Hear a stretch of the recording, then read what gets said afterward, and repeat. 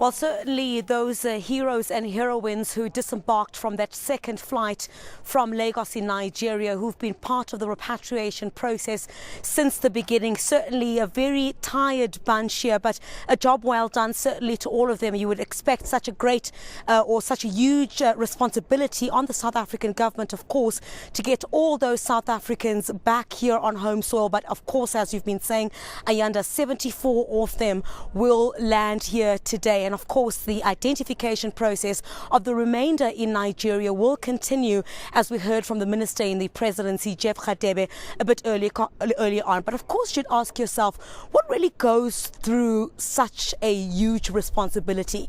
The many people who work behind the scenes to ensure that what is going to happen here today to bring closure to these families, who makes that happen, and the emotions that they go through. Someone who's been there since the very beginning is the spokesperson of the Inter-Ministerial Task Team, of course, that facilitated this repatriation process, and also the acting CEO of the Government Communications, Ma'am Phumla Williams. Thank you so much for your time. Ma'am Phumla, you've been there since the beginning. You were telling me just off air how exhausted you are, but certainly a job well done. The 74 South Africans are coming home today. What has it been like since the beginning? Thank you very much, Griselda. Yes, we are exhausted, but I think full of excitement. You know, it's one of those tasks that was given to us where you can't help to feel proud of being a South African, but importantly, of being a public servant. I think I have been in this project from the beginning, from the moment the President made the announcement. The team that was put together from the Inter-Ministerial, the ministers, their dedication to the whole project, the leadership they provided, but importantly, the operational team that was meeting at NAJoint in Pretoria. They were meeting daily and making sure in a most disciplined way, and the commitment that was coming out there for me comes out and saying that it is okay in the public service. We moved to Nigeria. I think a smaller team or a medium team moved to Nigeria 2 weeks ago.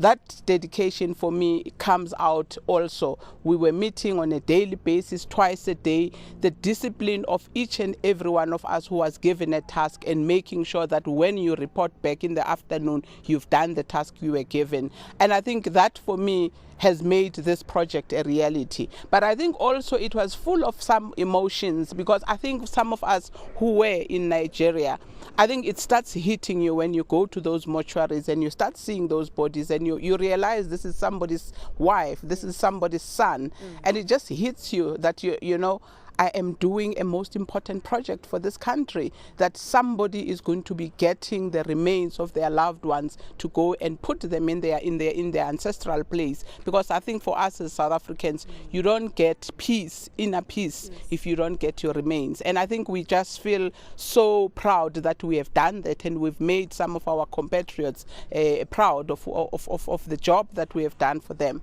It's been hours of work and no sleep, certainly. These teams, we understand you're working together with some Nigerian counterparts as well.